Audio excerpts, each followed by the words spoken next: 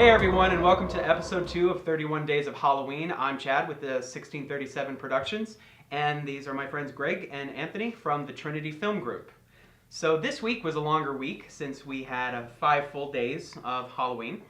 And the first film that we're going to touch on is Gaslight. Now there are 2 versions. There's a 1940 version, but we watched the 1944 version starring Ingrid Bergman and Joseph Cotten. The only thing I didn't like about this film is just the her husband's name being Gregory.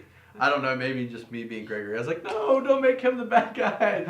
But it's really, obviously she's a fantastic actress, but to kind of slowly see her, like, it's like her falling into, like, you know, just that, am I insane? You know, because he keeps playing it up. And that one time, especially when she really wants to go to that concert, I think it was. Yeah. And, you know, it's like, he's like, you're not well. And she goes, no, I am. And then she has that, you know, breakdown there, and he has to get her back. It's just... Yeah, and I think her being in the film is probably the reason they got such a large budget. The budget for this film was $2,065,000. I mean, it's a lot of money for them. That's a lot of money. Yeah. This is 21st century, and there are low budget films that don't even clear $1 million that are wonderful. So Yeah. it's like, who had this money in the United States during the 40s? You know, because we talked about, it's one of those like, where did the money go? Because there are not many locations for filming. It's probably the cast. Yeah, they had to pay Ingrid. I mean, at that point. After Casablanca, yeah. Yeah, I mean, you had a big film for that time, and she may have commanded more or demanded more. So. Yeah, and Joseph Cotten, of course, was very well known then too. Yeah. So great film, great psychological thriller. Funny thing too, the term gaslighting came from this film. You know, a psychological game that you play with people to make them think that they're crazy by feeding them lies, and I just thought that was interesting. Yeah, it's interesting. All right, now Tuesday's film was the original 1959 House on Haunted Hill, starring Vincent Price, and this is a B horror movie, but it's a really good one. It seems crazy that it's called a B horror film because of how good it is, in my opinion. So. Yeah. Well, I love it. I mean, Vincent Price. To me, when you think of horror films, you think Vincent Price. And I think something I told you guys, that this is a fun fact about Vincent Price, he was afraid of his own shadow. He hated scary things, but it's just, I don't know if it's just his presence, how just he was so composed. But just, this film was really good, especially the screams in it. Those actresses, they like hit that decibel and they just hold. But there are some really good scares. I think we talked about the main, his wife in it. I can't think of Evelyn. Yeah. Mm-hmm. Evelyn, when after they think she's dead and she's like outside the window and the rope comes crawling in. That was terrifying. Yeah, it's creepy. She's the one. She's the greatest screamer in my opinion towards the end of the film when the skeleton's coming towards her and she's just just keeps screaming and screaming, and then she falls into a vat of acid, and and that's it. and that's it for Evelyn. God, I don't know how anyone could scream that loud consistently, because you know they're doing takes and takes. Mm-hmm. Just seems so painful to do this to your throat. Can you imagine being the sound guy sitting there to the Oh no, just Especially probably just has it like this, like yep, okay. No, but didn't we say that for this film, for the budget, it was like 200,000, yeah. But that inspired Alfred Hitchcock to do Psycho, to yeah. do Psycho. I mean, essentially, you know, House on Haunted Hill is $200,000. They made more than 5 times that back. So of course, financially it makes sense. And then Hitchcock's like, oh, I can do it for like little to no money, and make little to no money, and for him. So you know. Yeah. All right, well, our third film, which was Wednesday's film and my personal favorite of the week, is 1987's The Witches of Eastwick, starring Cher, Michelle Pfeiffer, Susan Sarandon, and Jack Nicholson. Also co-starring Veronica Cartwright. If you don't know, Veronica Cartwright played Kathy, the little girl in Alfred Hitchcock's The Birds. I wonder if Jack Nicholson got the script and was like, who's playing the witches? And then his agent's like, oh, it's Cher, Michelle Pfeiffer, Sarandon. And he's like, oh yeah, I'll do that film. It is a big cast. I mean, but those 3 women, late 80s, very important people, very beautiful women, like, you know. And there's Jack Nicholson, who's just like this. But to me, slimy. I just love him in this film. But he's like this slimy, like you were saying, like this slimy devil. He's so greasy. And I like it just because you think about all the movies that have ever had a character that's played the devil or portrays the devil. Like, I always think of Tim Curry. yeah, Legend. Legends. But Yeah. he's made up for this. Well, He's not, trying to tempt people as a human. True. But Jack Nicholson is just, he's got that, he is just, it's him, but he's just funny, and it's just, Yeah. No, it's especially awesome. the ending scene when he's just after he's just been abused by these witches, and he's in the church and just going on his rant, which is a great moment, but. Oh yeah.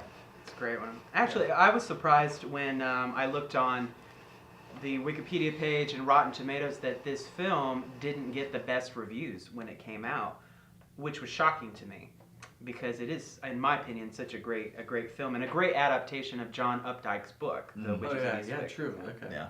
Totally forgot you wrote. Yeah. Yeah.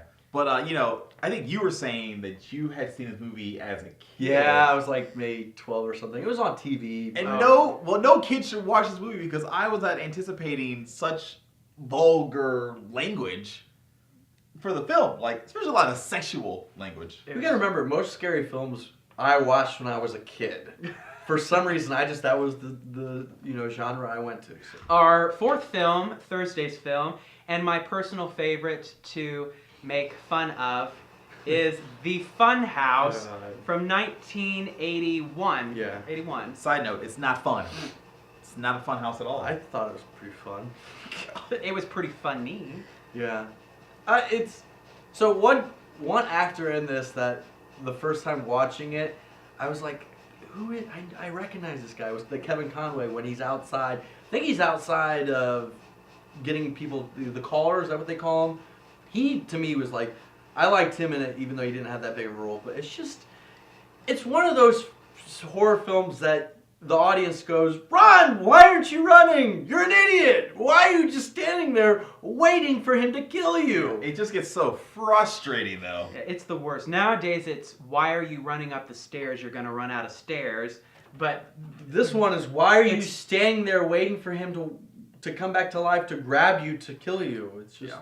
you know what it reminds me of? Like those comedies that are making fun of, and there's, what are those, the cement layers that they're, the big wheel that's crushing it down. It's a mile away and the person's screaming and then it shows up, and they're not moving. It's Austin Powers, I think, did that one, but at least I remember that. why aren't you moving again?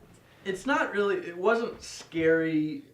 It had, but I guess the reason it's a letdown, even though it got that good, I guess a good rating. Oh yeah, it got a great rating, 62% on Rotten Is Tomatoes. the fact that, what's his name, Toby, or the director? The director, Toby Toby Hooper. Hooper. He did Texas Chainsaw Massacre before this, which, for that is still such a classic, but I guess maybe it's the storyline for that, and then did Poltergeist. So was Poltergeist after? Or Yes, before? it was after. After It was like 84 or 3 or something. I think it was 2. 82, I think it was yeah. 1 year, or a year and a half, or 2 years Look, after. He did his Texas Chainsaw, took a little dip, came right back up.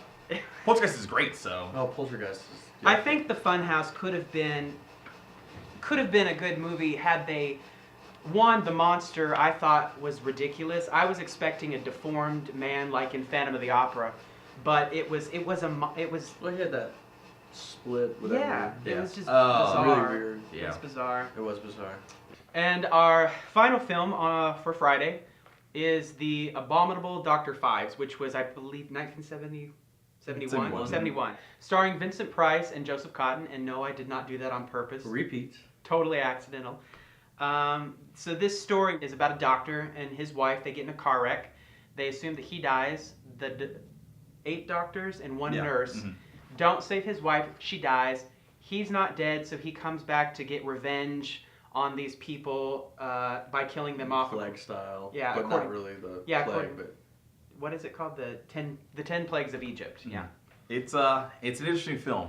We were talking earlier about Vincent Price being, the man when it comes to scary films and horror films at that time. And he is, but this film is just so different because it's kind of odd and it just doesn't have a lot of direction at all as to where it's going. So some of it's a little bit ludicrous. Yeah. This would never happen. I don't understand why they're not catching this guy. Yeah. But the worst death, I think, is the doctor that they strap to the chair and he drains him of his blood slowly. Starts emptying it into all these jars, and he can't move. It's terrifying. I mean, the number one thing this film taught me is that I'm never going to have a skylight in my Oh, in my yeah. bedroom, because there's a scene where they lower this cage of bats, and the doctor sleeping has no idea that there's anything in the room. Then all of a sudden these bats just start flying all over the room, and I'm like, nope. Or what about was it the nurse with the locusts? Oh yeah. Oh, that was disgusting. But also magical that she didn't wake up when all that goo was hitting her face. Yeah, but... We want to thank everybody again for joining us for episode 2 of 31 Days of Halloween. Again, this is 1637 Productions and the Trinity Film Group. If you haven't yet, please go to our Facebook pages, like and follow us. Also, subscribe to our YouTube page and watch next week's game night, because after the video airs, we're posting a question. And the first person to post on Facebook with the correct answer gets next week's game for free sent to them in the mail, so you can play it with all your friends. That's pretty cool. Yeah. Yeah. So, until then, haunt you later, and insert laugh here.